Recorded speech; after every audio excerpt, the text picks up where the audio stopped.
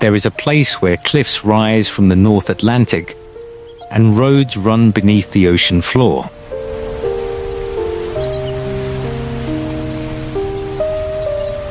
This is the Faroe Islands. 18 volcanic islands between Iceland and Norway, just over 54,000 people. Sheep outnumber humans. No point on land is more than 3 miles from the sea, and everything arrives by ship or by air.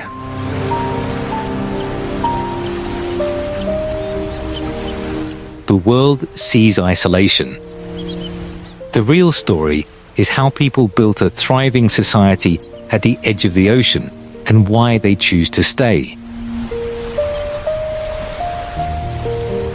Before we begin, tell us where you're watching from. We'd love to see how far this story travels.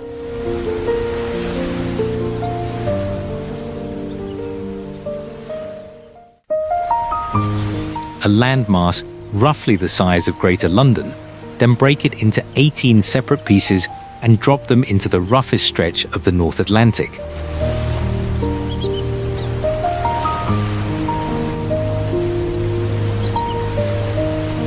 That is the Faroe Islands, 1,393 square kilometers of land, home to just over 54,000 people, fewer residents than a mid-sized American college town, spread across a territory large enough that some of its islands still require a ferry, a helicopter, or a single-lane subsea tunnel to reach.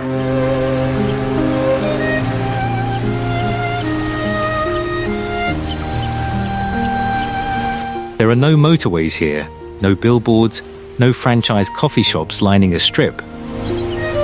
What there is instead is silence between settlements.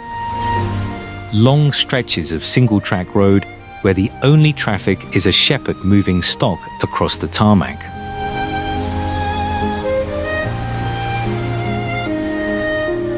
Capital, Tórshavn, is named plainly for the Norse god Thor and the harbour beneath his protection. A fitting origin for a town first settled by Norse and Celtic seafarers more than 1,000 years ago.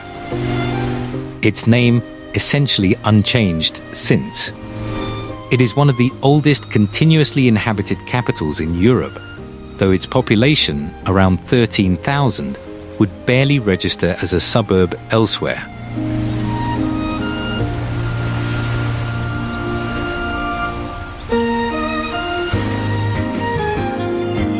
Politically, the islands occupy an unusual space, part of the Kingdom of Denmark, but self-governing since 1948, with their own parliament, flag and control over nearly every domestic matter except foreign policy and defence. They are not part of the European Union. Fishing quotas, immigration and even currency questions are decided locally, in a parliament building smaller than most city halls.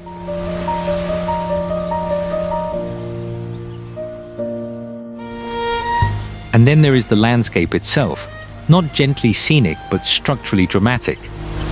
The islands were built by someone in a hurry.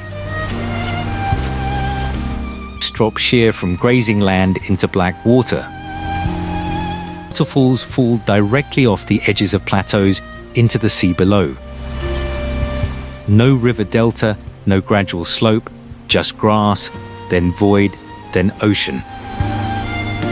Fog moves through the valleys like something with intent, swallowing a hillside whole in minutes and releasing it just as fast.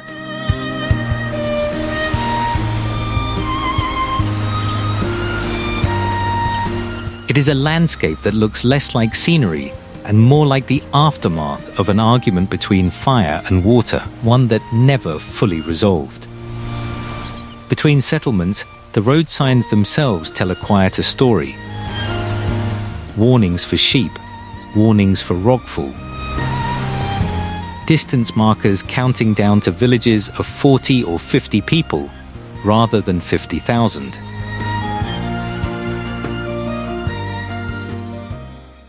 Scale here is measured not in kilometers, but in how much effort it takes to reach the next inhabited place. Tórshavn is small enough that most residents walk to work, small enough that the entire old town, Tinganes, the original seat of the Faroese parliament, still an active government site today, sits within a 5-minute stroll of the harbour's fishing boats. Houses along its narrow lanes are built low, timber-framed, painted deep black or dark red, and roofed almost universally in living turf, a soil and grass covering laid over birch bark for insulation. A building tradition that isn't nostalgic decoration, but genuine practical engineering. Turf holds heat, sheds wind, and outlasts most modern roofing in a climate this punishing.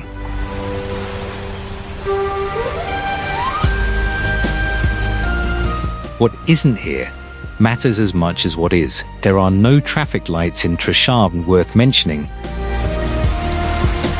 no chain restaurants, no shopping malls, no visible homelessness, and, residents will tell you this proudly, almost no violent crime. The police force handles more lost sheep calls than serious incidents in an average year. Doors in some outer villages still go unlocked overnight, not from carelessness, but from a shared, almost structural trust that has never had reason to erode. Architecturally, the town reads like a decision made collectively, generation after generation, to prioritize function and warmth over display. Small windows to hold in heat, sturdy stone foundations against the wind, colors chosen originally from whatever tar or pigment ships happened to be carrying, later kept simply because they worked. Nothing about Tórshavn performs for an outsider. It was built by people who intended to stay. That self-selection shows in who lives here now. Faroes who leave for university in Copenhagen or Reykjavik often come home, a return migration unusual enough that demographers study it.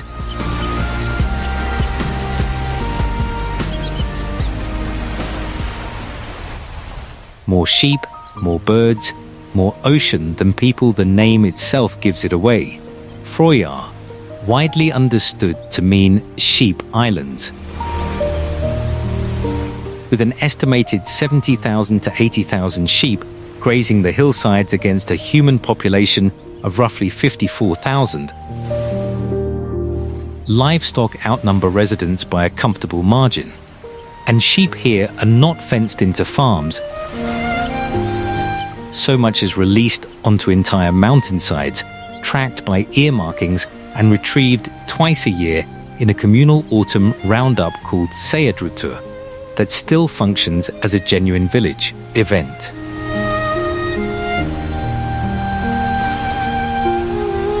The birds outnumber everyone by orders of magnitude more.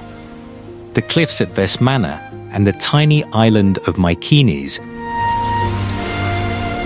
host colonies of Atlantic puffins, guillemets, kittiwakes, and razorbills numbering in the hundreds of thousands,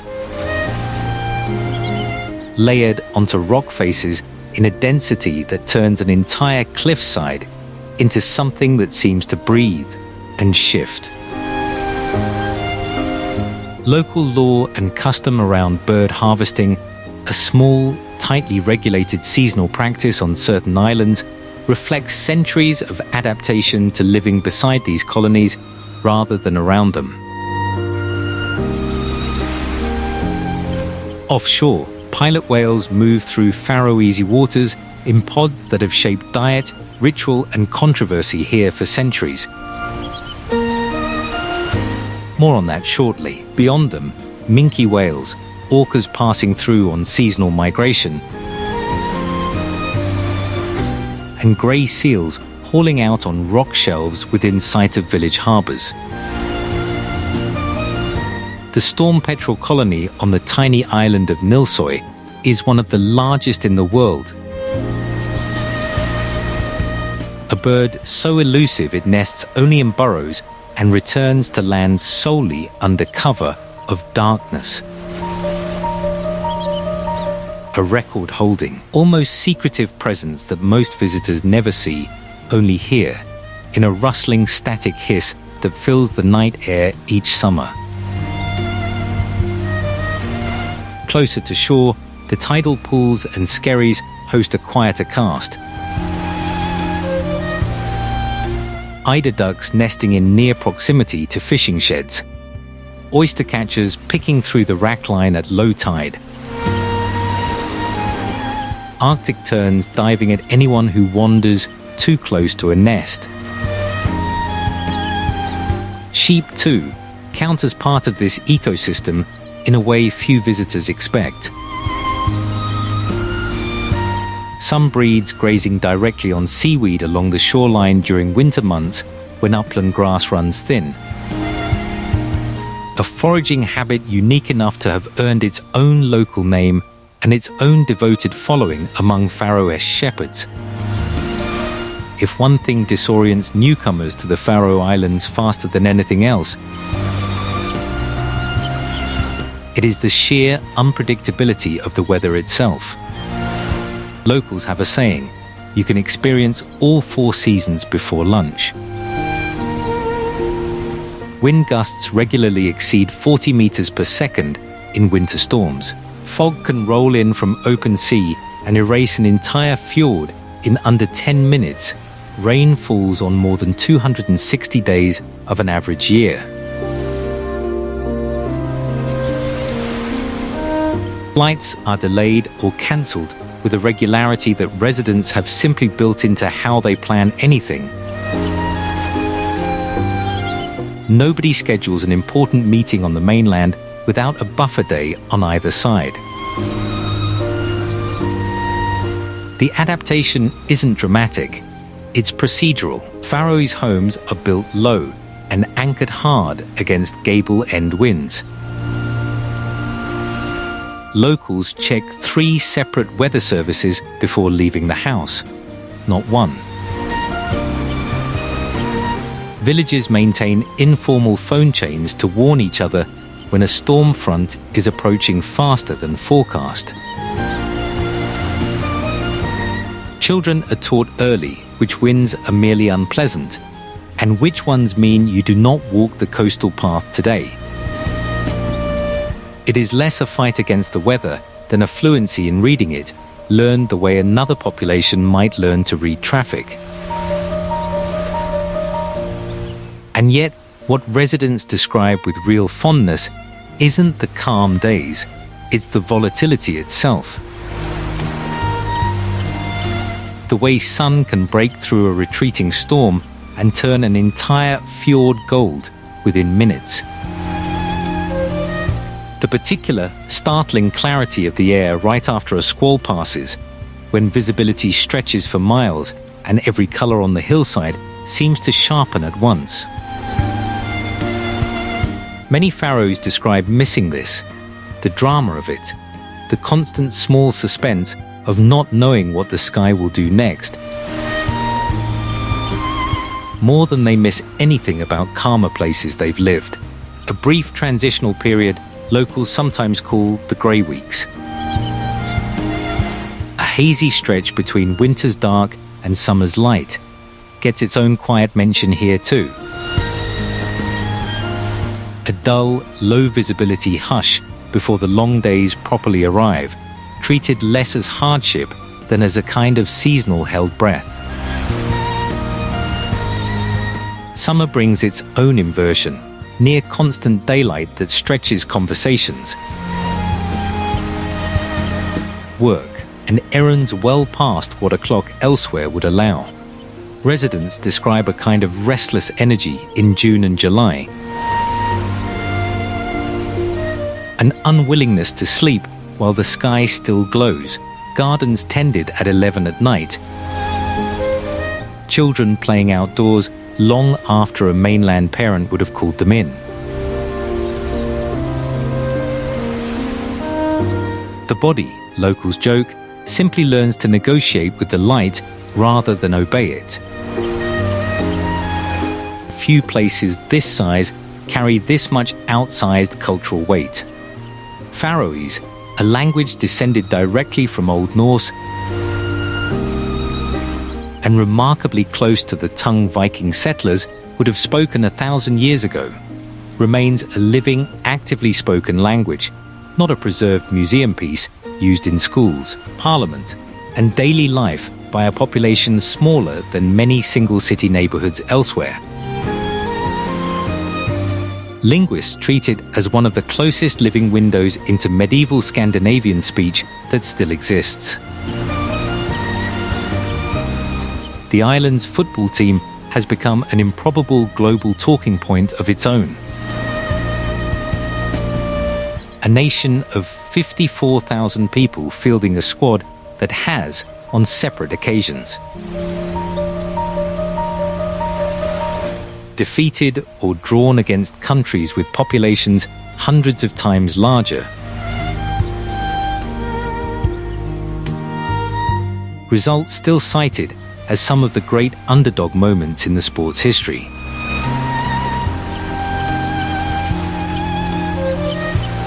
And then there is Grinderdarp, the traditional pilot whale hunt, centuries old, communally organized, and among the most internationally debated cultural practices tied to any small nation on Earth.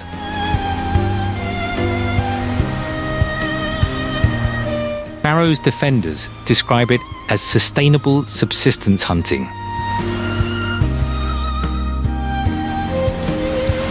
Tightly regulated and central to food culture here long before refrigeration existed.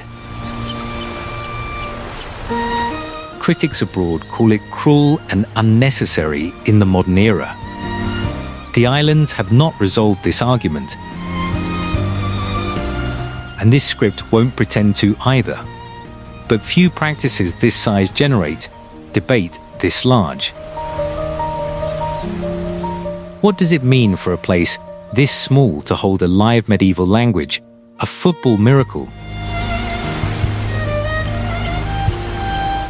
and one of the world's most contested food traditions all at once?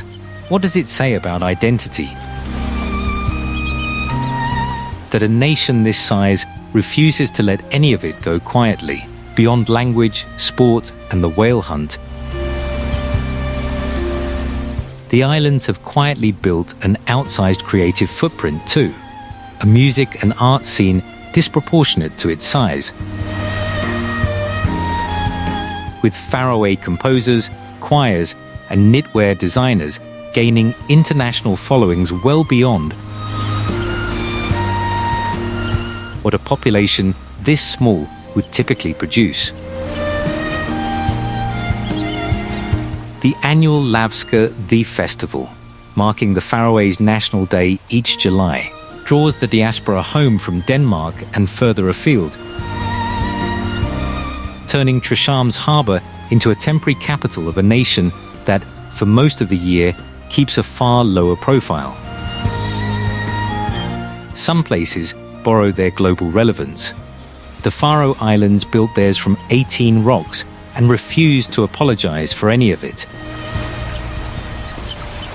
The waterfall that falls into the sea, if one image has come to represent the Faroe Islands more than any other,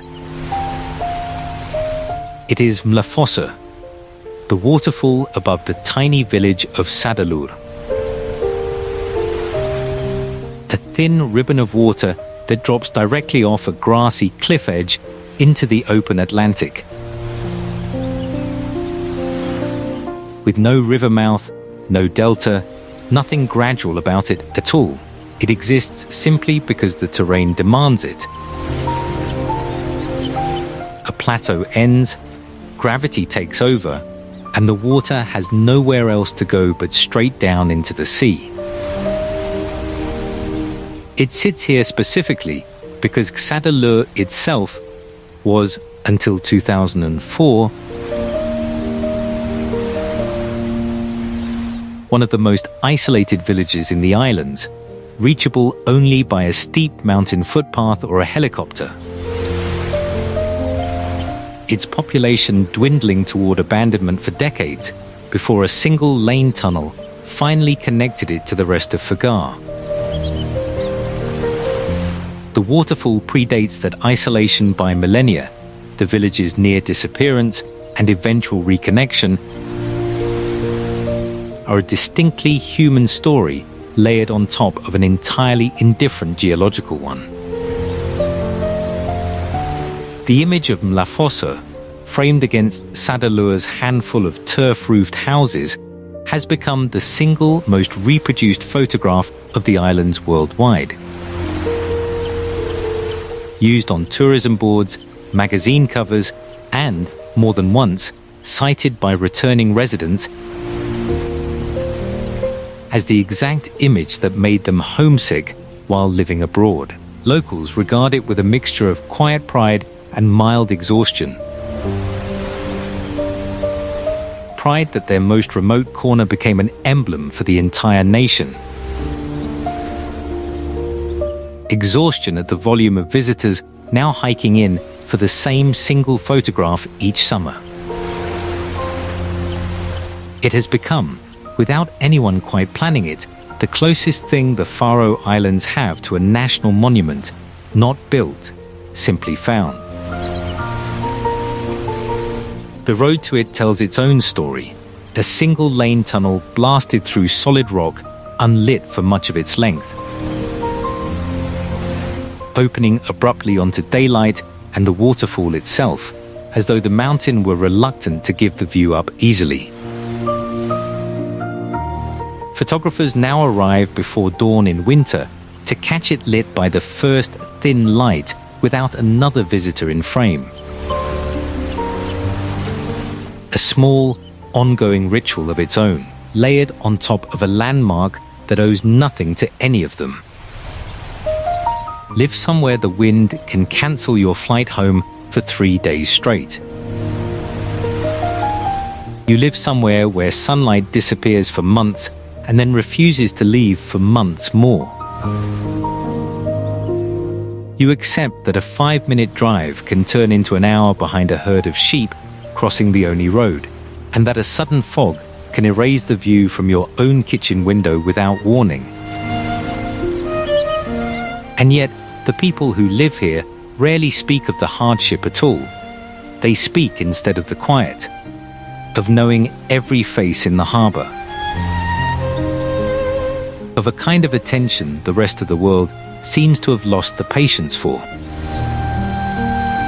The habit of actually watching the sky, actually noticing when the light changes, actually feeling a season turn instead of simply checking a calendar for it. Something slows down in a person who lives here. The scale of the cliffs and the unpredictability of the weather seem to strip away the smaller anxieties visitors arrive carrying, the treadmill certainties of bigger places, the sense that everything must move faster to matter. In their place comes something steadier, an attentiveness to weather, to neighbours, to the specific shape of a single waterfall or a single storm front that residents describe again and again as the thing they'd miss most if they ever had to leave. That a population smaller than many single city blocks has built a living language, an improbable football legacy. A 2 Michelin-starred restaurant and a national identity fierce enough to withstand global scrutiny says something plain about belonging. It was never really about numbers. It was about a small, self-selected group of people deciding, generation after generation, that 18 scraps of volcanic rock in the North Atlantic were worth staying for. You come, eventually, to Mlafossa, the waterfall falling straight off the edge of the world into the sea below. And you understand, standing there, that it was never really the postcard image people fell for.